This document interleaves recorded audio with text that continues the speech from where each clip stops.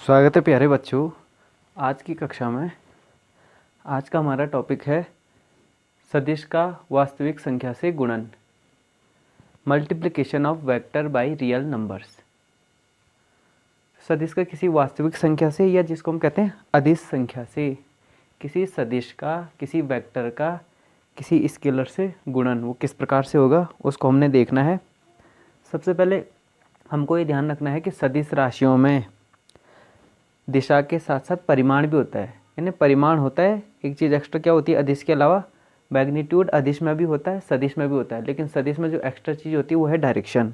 Direction भी होता है। इसलिए सदिश राशियों का जब हम गुणा करते हैं, जोड़ घटाना गुणा भाग करते हैं, अर्थात इनका बीजगणित करते हैं, तो बीजगणित के नियम से न होकर जो है एक वेक्टर अलजेब्रा से होता है। ये वेक्टर अलजेब्रा के नियम हम जब सदिश का सदिश से गुणन करेंगे उस पार्ट में, उस लेक्चर में हम ढंग से देखेंगे। तो आज का हम सिर्फ इस टॉपिक पे कंसंट्रेट करते हैं कि जब किसी सदिश को किसी अदिश से गुणा करते हैं या वास्तविक संख्या, रियल नंबर क्या हो गया अदिश, इससे गुणा करेंगे तो क्या आएगा।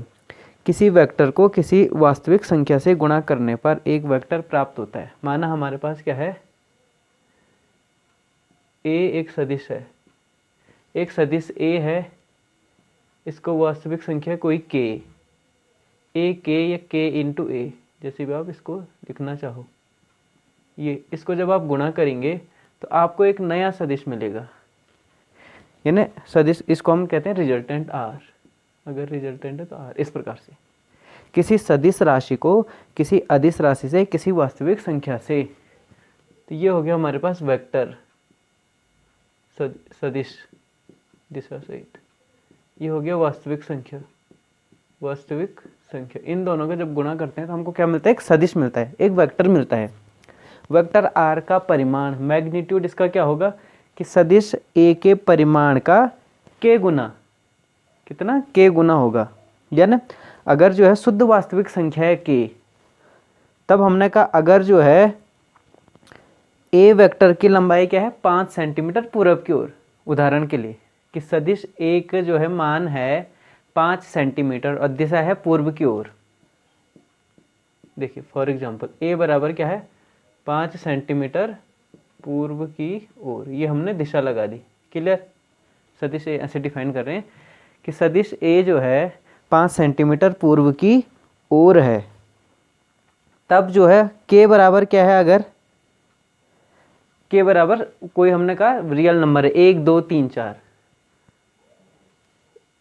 देखिए है ना, के बराबर 1 2 3 4 एटसेट्रा, आप कुछ भी रख लो और वास्तविक संख्याएं। तो हमने कहा 2a, तब 2a क्या होगा, 2 एक सदिश होगा और ये होगा, इसका मतलब होगा 10 सेंटीमीटर पूर्व की ओर।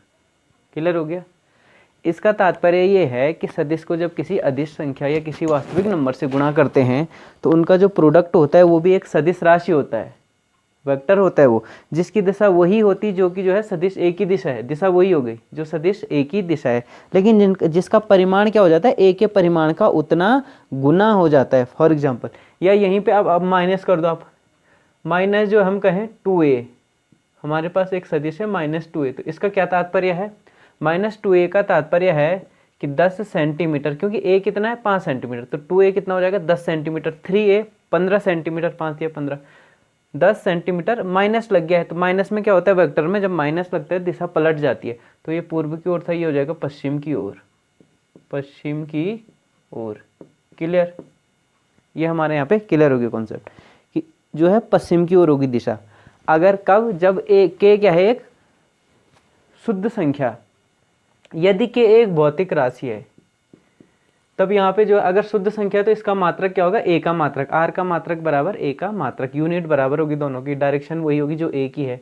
यदि के एक भौतिक राशि है, फिजिकल क्वांटिटी है, अगर के राशि है, ठीक है, नंबर है, लेकिन अगर जो है फिजिकल क्वांटिटी है, तब जो है ये एक भौतिक राशि है, ये एक सदिश है, इनका गुणा करके जो है हमको एक नया सदिश मिलेगा जिसका मात्रक कैसे होगा कि ए का मात्रक और के मात्रक को गुणा करने से जो चीज़ मिलती है वो आर का मात्रक होगा।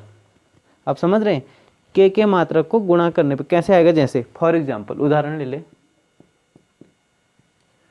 लेते हैं, हमारे पास जो है कोई गुणा है, वेग सदिश राशि है, वेग क्या है, सदिश राशि है, इसकी हम किससे करते हैं, द्रव्यमान से गुणा करते हैं, द्रव्यमान, m क्या है, द्रव्यमान, ये वेग है सदिश राशि, m हो गया द्रव्यमान, तो इन दोनों का गुणा एक नई राशि मिलती है, आपको पता है क्या मिलता है, p संवेग मोमेंटम, ये इसका उदाहरण है, क्लियर। तो यहाँ पे k क्या आ गया, ये हो गया सदिश a, अगर हम कहें ये हो गया k, और ये एक नई वेक्टर हो गया रिजल्टेंट इसका r, जो हम यहाँ इस इक्वेशन से अगर इसको तुलना करें इस प्रकार से, तो जब जो है किसी सदिश राशि को एक अदिश राशि से गुणा करते हैं जो कि एक भौतिक राशि है, तब हमको एक नई जो है सदिश राशि मिलती है जिसकी दिशा सदिश के इस v की दिशा में होगी, सदिश की दिशा में होगी, और मात्रक क्या हो जाएगा, मात्रक जो है इसका मात्रक गुणा इसका मात्रक, संवेग का मात्रक क्या होता है, मीटर प्रति सेकंड गुणा किलोग्राम या किलोग्राम मीटर प्रति सेकंड, ये क्लियर है। इस प्रकार से आएगा, डायरेक्शन उसी वही होगी जो वेक्टर की डायरेक्शन है। ये एक उदाहरण ये यहाँ पे क्लियर हो गया। नेक्स्ट हम आगे मूव करते हैं, ये आप नोट कर लें,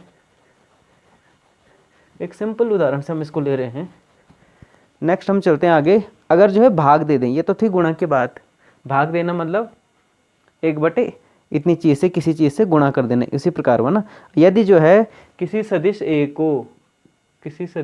को किसी शुद्ध संख्या से भाग दे दें तो हम कहते हैं ये परिणामी रिजल्टेंट यहाँ पे माना r, इस प्रकार से r बराबर a अपॉन k, a एक सदिश राशि है, k एक रियल नंबर है, और इनका जो भाग देंगे तो वो भी यही आएगा। इसको ऐसे भी लिख सकते हैं ना मॉडिफाई करके, a इंटू 1/k, 1/k अपने आप में एक फिर से एक नंबर होगा, तो फिर से उसने सदिश ही बनना है, सदिश बनेगा जिसकी जो है मात्रक वही होगा जो a का मात्रक है, दिशा भी क्या होगी जो a की दिशा है, ठीक है। फिर से हमने कहा यदि a बराबर क्या है, इधर 5 सेंटीमीटर या 10 सेंटीमीटर पूर्व की ओर, a बराबर 10 सेंटीमीटर पूर्व की ओर, k बराबर आप 2 लेंगे तो r बराबर क्या आएगा 10/2, 5 सेंटीमीटर पूर्व की ओर, माइनस करेंगे पश्चिम की ओर उस केस में, तब जो है उस केस में मात्रक क्या होगा, r का मात्रक a के मात्रक के बराबर। फिर से दूसरा केस, यदि जो है k एक भौतिक राशि है, फिजिकल क्वांटिटी आती है, एब्सोल्यूट नंबर न होके एक फिजिकल क्वांटिटी अगर k होता है, तब जो है हमको जो है r का मात्रक जो है क्या मिलेगा,